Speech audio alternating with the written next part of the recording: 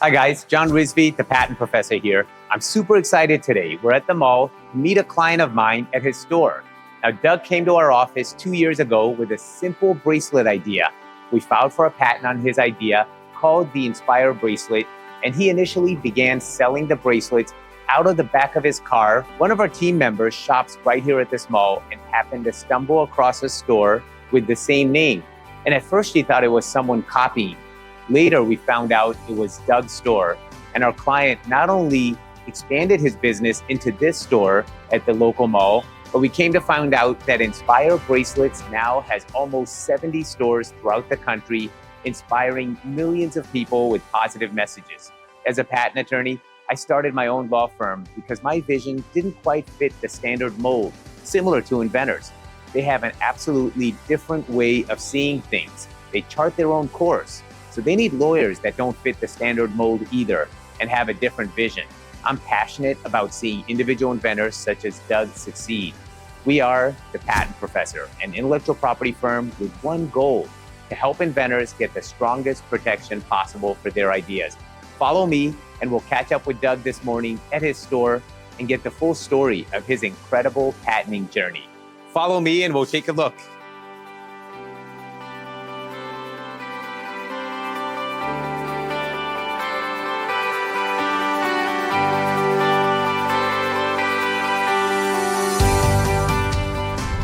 Hi guys, I'm here with Doug, client of ours that has an incredibly inspiring story that a lot of times as patent attorneys, we obtain the patent, and sometimes if it's a design patent, there's no maintenance fees or follow-up. And unless there's an infringement situation, we don't hear from the inventor. In this case, one of our team members happened to go by the local mall and saw a store with Doug's company, Inspire Me Bracelets. And she came back to the office all excited. She said she remembered the patent filing like barely, I think, a year and a half or 2 years prior. And that's how I reached out to Doug and got in touch with him. And I said, oh, do you have a store now for your bracelets? And that's the story we're gonna go over. Hope I haven't given too much away, but Doug has a lot more than a store. Yeah.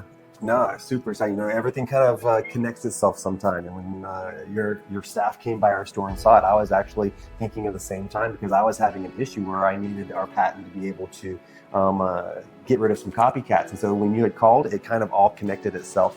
But yeah, absolutely. We've grown so much from that initial drawing on a napkin that we brought into you guys to where we are now, where we have 62 stores all around the country, from Vegas to Denver to Dallas to Houston, Atlanta, Nashville, DC, Minneapolis, all over the state of New York, Virginia, all over the country now. And we've taken our mission and our passion and connected it with the business model, and we've now scaled it all over. And it all started with us on being sure that we had a patent, because that's where our whole company almost ended at the very beginning. So 62 stores is obviously it's incredible. It's even hard to wrap my mind around, but there's something special about where we're recording today. Tell us about that. Yeah, no, this is our very first store we ever started with. Before we had stores, we were just in the middle of the mall in the RMUs and kiosks. And when the pandemic hit, opportunity came for us, and we actually took that opportunity to move our kiosk into a store.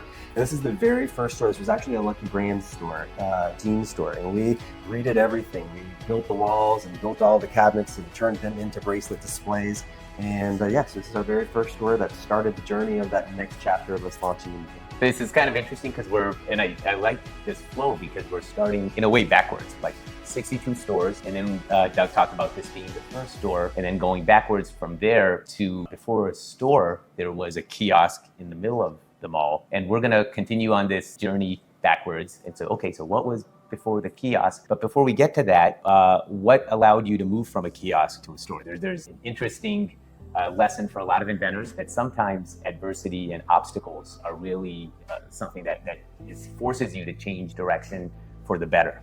Yeah, no, you know, multiple times whenever you're starting, you hit a roadblock where it's kind of like a fear factor, where you have to either choose, are you going to do something that's going to conquer your fear, you're going to go over that bridge, or are you just going to throw in the towel and give up? And when the pandemic hit for us, it was right before Mother's Day. I think like March 19th, I think was the date that it all happened. And we had just bought all of our Mother's Day stuff, all of our graduation, all of our Easter inventory, and all the malls say you're closed because nobody's allowed in the mall anymore. So the pandemic hits, malls are closed, and we have all this inventory, and we're like, what are we going to do? And at that point, our team got together and it was like, we owed bills, we had construction deposits made, all this other stuff that was happening. And we said, you know what, instead of having the mindset of saying, what's everything that can go wrong? We said, you know what, let's have the mindset of saying, what can we find as an opportunity in this situation? And we waited about a week. And it's funny, as soon as you start looking for opportunities, that's when you start finding opportunities. If you look for what's going to go wrong, then you're probably going to attract and find everything that's going wrong. But in this case, we looked for opportunities, and somebody called us up about 3 days later and said, hey, you know, somebody else is leaving. They're running from the situation. Would you guys want to come in and just fill that store? And for us, it was next level. It gave us more space to display all of our product. We were able to now display our product's quality compared to at a kiosk where we weren't able to say how we're all natural, hyperallergenic, no manufactured stones at all, actual 100% earth stones, as well as tell our story of spreading inspiration and how it's not just a bracelet, it's a tool to give yourself inspiration throughout the day. And so that move there propelled us to the next level, and we've expanded in less than 2 years to almost 60, or now this year will be 64 stores. All of the malls have told us they haven't seen such growth like this so quickly. All self-financed, everything, no franchises, anything like that. It's been phenomenal for us. So. Wow. You know, a lot of times in business, you know, things are presented as almost a win-loss type situation, but you taking over a store was actually a win for the mall as well. So it's a win-win situation. Tell us about how that came to be. I have gone into all of my negotiations with the mall saying that exact thing. This is a win-win-win. It's a win for the customers because the customers are getting something that they can't find anywhere else. We're a new product, we're an exciting product. It also becomes a staple for the local community where it doesn't matter if it's somebody's birthday, a wedding, a graduation, Mother's Day, Valentine's Day, Christmas, or if somebody's going through life tragedy, this is a perfect place for the community to come and be able to find inspiration. It's perfect for the mall because we're filling the store, but also because we're the perfect demographic for what malls are looking for as far as their customer base, which is our demographic is that adult person 25 to 55 years old, which is that perfect demographic for the mall, and we fill and make beautiful stores. So it's a win for the malls, it's a win for the customers, it's a win for us because we get great locations. And it happened to come at a time when, you know, in the midst of the pandemic, when the malls were trying their best to look full, right? And if they have vacant mall space, and what better than to reach out to somebody that has a kiosk and say, hey, would you be willing to upgrade? I got to admire you in the midst of when most businesses are downgrading their space to really take that. Well, what's that story? I forget who said that story, that during the Depression, in the 19 whatever depressions happened, more millionaires were made during the Depression because that's when that opportunity is there, because everybody else is retreating. That's your chance to move forward. And for us, we were able to take 10 steps forward where I think a lot of other people were retreating and trying to set up a protection around themselves. It was big risk, obviously. We were taking major risks, but sometimes you have to take a risk to win. Yep, nothing good is going to come easy, right? For sure. It's where a lot of times it's for inventors that are starting out. For them, it's really hard to imagine the incredible risk of going from, say, several locations to more, or like the big expansions. And I remember reading or listening to an interview of Jeff Bezos of what was one of the biggest, most like inspiring expansions that he has done. And I was expecting him to talk about something like, well, when we acquired Whole Foods or when we did something of that nature. In his answer, he said, when I first hired somebody so I didn't have to do all the deliveries to the post office myself. And that brings me to kind of, I want to go way back, even before your first kiosk, to your first sale. Start there and let's go after that. How did you go from that first sale to, I know at one point you're selling bracelets out of the trunk of your car. No, you know, it started a long time ago with an idea. We wanted to give people inspiration. And I don't even know if I've ever told you the story before, but it actually didn't start with the bracelet. It started with something that's called Feel Good Flowers. And the bracelets were kind of like something we added on to it. But it started with Feel Good Flowers, where we would put, we were trying to sell these flowers, and we had written these positive notes on the flowers. So it's flowers with positive notes. It's funny, we then had the idea in that process to put the notes onto a bracelet. It was funny because the bracelets were just this little display on our little cart that we had, that we were at this little art show, and everything was covered in flowers. And we didn't sell any flowers the entire day. And then people started buying the bracelet. And we were like, oh, wow, maybe the people like the bracelet even more than the flowers. But it took that message of saying, hey, whatever that inspirational message is that you need for that day on your wrist, and you take it with you everywhere you go. And when you're driving in the car, you see the message. When you pick up your cell phone, you see the message. When you're typing in the computer, you see the message. And so that's kind of the first story. We can step back up from that. It's so funny because the first stories, there's always a step back. I mean, at one point, I mean, from that, it seems as if you were always an entrepreneur, you and your wife, but that wasn't the case. At one point, you both had corporate jobs. Yeah, no. Start there. Yeah, I'll take that's the biggest leap, is to give up a steady paycheck, decide, okay, you know what, we're gonna. We both were in our jobs that we had for almost 20 years. Me 20 years, my wife almost 12 years. And that company was coming to an end, and we were leaving that and at a point in life where we had no idea what we wanted to do. It'd be like you've been a patent professor for how many years? Like, gosh, 22 years. 22 years, right? And then at the end of 22 years, it's like that just ends and you're like, now what do I do? Mm-hmm. It's not that you don't have confidence what you've done. It's just that you've done something for so long. It's like, do I go and start from nothing again? A brand new career? That's where we kind of were.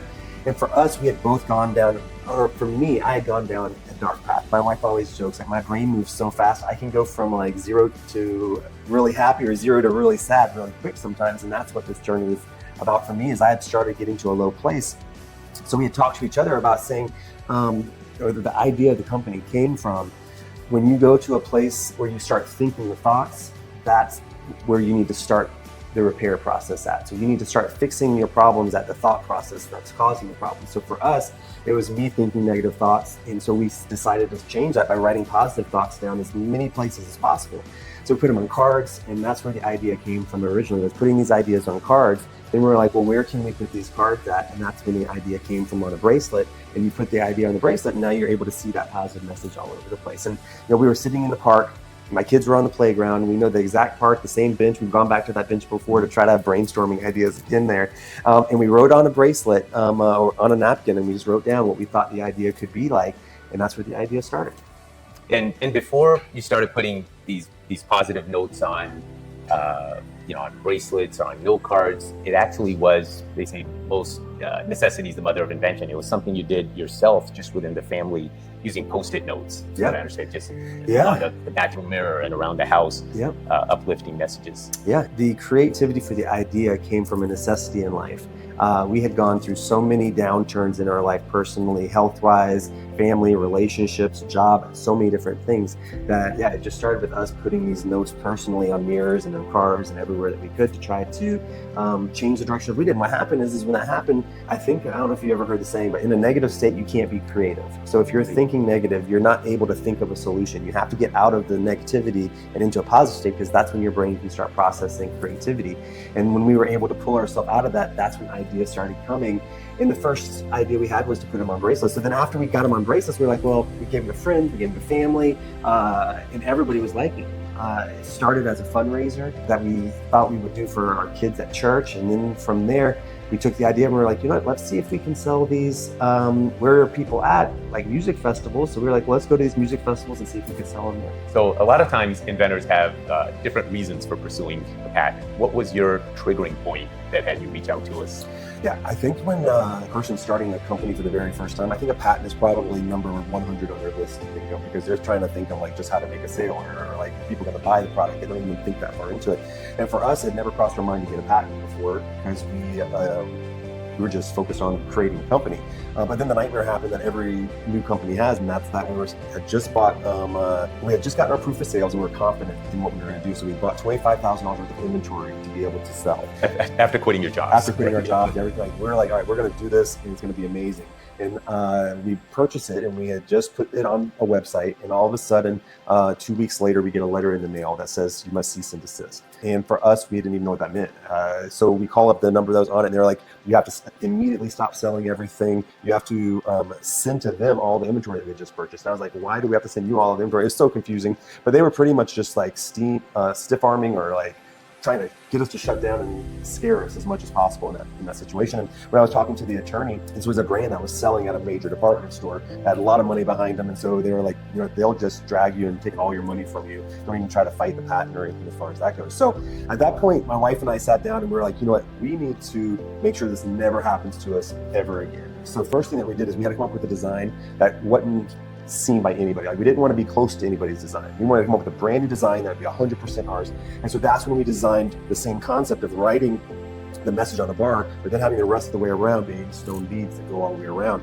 And there's not one other person in the entire world that was doing it. We searched everywhere to see if anyone was doing that, and it was only us. So we wrote that down, we wrote the design, and we said, you know what, even if somebody else comes up with a design that's close to ours, we can outsell them because we believe in our stuff that much to be able to sell them. We just don't want to ever have that feeling again of somebody coming to us and say we can't sell our own product, because that was like sucking the life out of us. I think one of the pictures you had sent me was of the inventory, the incredible inventory that you had in place. So Yep. I can imagine the fear there. But it's just like every step of the way, you always have these fear factor moments of, even at that point, do you give up again? But if we had stayed with that design, we would never have been the company we are right now, because the Earthstones became a fashion craze all around the entire country, and still is, and we're continuing to add new things to the concept of the stones in the messaging, adding it to anklets and necklaces and all these other types of products. If we had stayed with that one thing. So again, sometimes I tell our team, I thank God for that lawsuit cease and desist letter, because that made us move into that next level.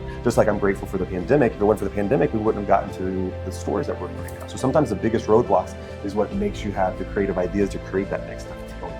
What happened after we applied for the patent for you and then you had this new design developed? Yeah, so after we had this new design developed and applied for the patent, we were like, all right, we got to go figure out if this is going to sell and start spreading our brand, like start the process. So we got into our car, we packed up our 3 kids and got into the back of the car, and we went and we traveled to all these different music festivals all over the country.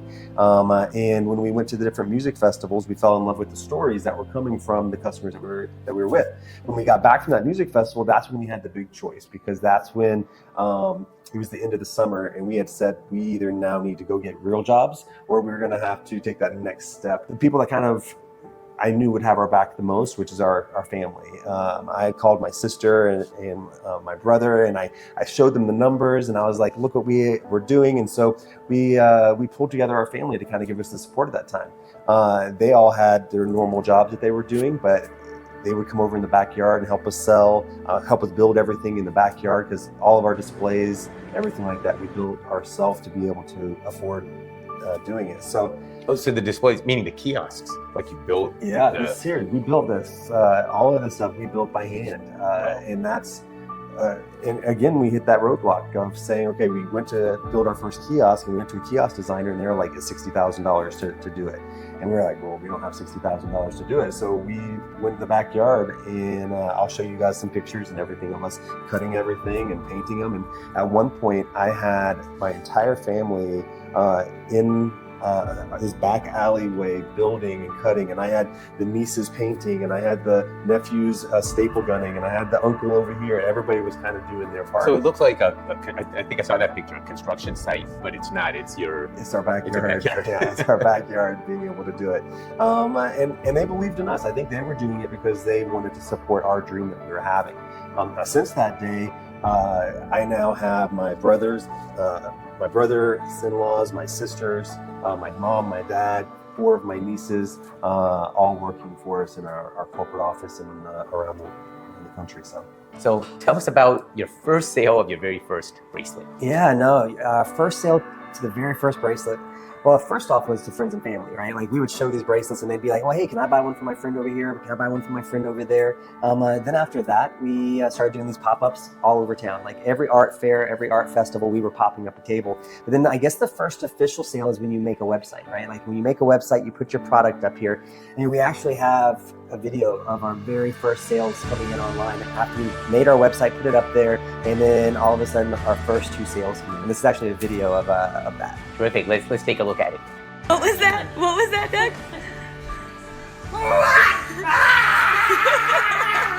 2 online sales in 5 minutes. So that was your first sale, the first couple that we've seen. Yeah. I guess you got 2 bracelets in Yep. one sale.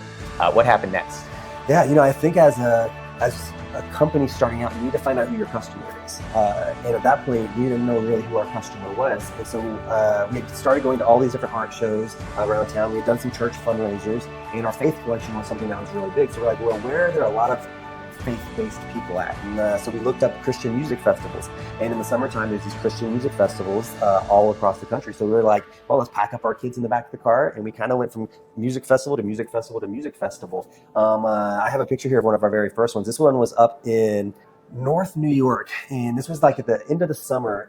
And when we had gotten to this music festival, we didn't realize that the temperatures dropped a little bit sooner, up almost by Niagara Falls, up at northern New York State. And at that point, we didn't bring jackets, we didn't bring like heavy sleeping bags. We were camping in the back of a tent. And I remember that night laying there, and it dropped to like 38 degrees outside. All of my 3 kids, my wife and I, were under every single blanket, all under there, breathing hot air, trying to stay warm in that. And I was like, what am I doing in this situation? But those are the memories that built the foundation. You know, we have a saying that hard times build strong people build good times, and good times build strong companies. And so that's kind of what happened. We had these hard times, and it was just building strong people. So Terrific. Now that you have the patent, actually multiple patents, tell us about how that has helped your business. Yeah. Well, at first it gave us confidence, right? Like when you have, we don't have that fear factor that somebody's going to come and tell us we can't do it. Next thing it does is it protects you. And during the process of where we started to when we got the actual patent in hand, we actually started getting copycats. Where copycats weren't coming from local people here in the United States. They were coming from where our manufacturers were making those copycats, because obviously we've sold 1 million bracelets. So when you've sold 1 million of something, manufacturers are going to say, well, how can we get in on that? And so obviously on all of the copycat type of websites or manufacturer type of websites, we started getting these copycats. As soon as we got that patent in, we were able to go through the procedures of the websites to submit the patent, and then instantly got those copycats removed. So at one point we had over 400 copycats online, and as of right now, 370 of them have been removed, and we're still in the process of a couple. So that, Doug, is incredible for me to hear, because a lot of times as a patent attorney, I'll hear that from inventors that, even if I get the patent, I'm never going to be able to afford the legal fees to stop infringers. Mm-hmm. But these 300-400 potential infringers that you stopped, you were able to stop without spending any legal fees on lawyers. Yeah, every major retail website has a patent trademark infringement reporting section. So your Etsy's, your Amazon, your Alibaba, your AliExpress, all of them have a procedure for them to be able to submit. And as long as you have the documentation and the patent numbers and the information that they request, you submit that, and then they'll remove them off. It's interesting. As a patent attorney, I usually see the other side of that. We'll be contacted by clients, have to submit a response to someone alleging infringement. And it's incredibly expensive and time-consuming to provide a non-infringement opinion. Mm-hmm. And I think that's why a lot of alleged infringers are just going to stop. Mm-hmm. That's what you've experienced. Yeah, no, it's again, I think I've mentioned to you before, it's like you have the ace of spades, and that ace of spades is your patent. And if you show that patent, we haven't had one person want to come up against us to try to say, hey, we have, because if they don't have the ace of spades, we're kind of holding both cards. And it's an unusual situation in that you have experience with that, because in the early days, somebody else had the ace of spades. Mm-hmm. And forced you to completely abandon $25,000 worth of merchandise. Right. And that's why we never want to have that feeling ever again. So, any advice that you would like to give to aspiring inventors that kind of might be listening to this? And just a couple minutes ago, we heard about your first sale, and then you mentioned now over 1 million bracelets sold. So it's been a tough, arduous journey, and I'm sure you've learned a lot. Like, what advice would you have for a new inventor? Yeah, no, last month we actually crossed the 2 million bracelet mark. So we've done 2 million bracelets now. Next year we're opening up 15 more stores. That'll get us over 75 stores that we'll have up. And I think the biggest question is it never stops getting scary, right? Like the day one is scary when you have to go and you have to buy your first $100 worth of inventory, or you do your first advertisement. You don't know if you're going to make a sale from that advertisement, or you hire your first person, or then whatever it is, it keeps doing that. You just have to have confidence in your brand. Second thing is do everything smart. I always say I'm a huge risk taker, but I'm a very calculated risk taker, where I've done all my math to figure out, okay, what are the chances, and don't start scaling until you've done it at $100, and then you do it at $200, and then you do it at $300, and you scale at that level right there. I have a lot of times with my team, they'll want to come in and say, okay, hey, there's this great opportunity to do this, it's $50,000. And I'm like, well, have we tried it at $5,000 yet? And I think a lot of times that's a mistake that we did at the very beginning, is not scaling correctly. That's been a huge thing for us. And then after that, always continue to innovate. always making your product better, always adding on to your product. Yeah. One of the things that I find inspiring about you, Doug, and your company is that even after successfully patenting some products, you're not stopping. You're continuing to patent new products. In fact, one of your recent patents I brought with us today. So Thank you. this is granted on another new design. And I don't know what the future holds, but tell us a little bit about what plans you have for the continued growth. Well, thank you for this. I'm super excited to have this. You know, our original design bracelet, we've actually redesigned 10 times because you want to continue to make your product better and better and better and better and better. And so our original bracelet, this is the final patent from all of our redesigns that we have, and we're super excited to have this too. As far as our future plans, our plans are to continue to inspire people. Our company isn't built around just a product, it's built around a mission, and that mission is to spread inspiration to people no matter what it is that they're going through. And so people can get inspired different ways, and so we want to give people the products to give them inspiration. We've added necklaces and anklets, and we're going into apparel, shirts, t-shirts. We're also having a subscription process in the journal where they can dig into journals about what each meaning is and how it applies to their life. And that's kind of our next step that we're doing is how can we inspire people in their everyday life as much as possible. Terrific. And well, I want to thank you for taking the time to not just speak with me, but speak to inventors who are at those stages which you have already been through. Yeah. And a lot of inspiration just in listening to your journey. No, I appreciate everything. I appreciate all these patents. Thank you.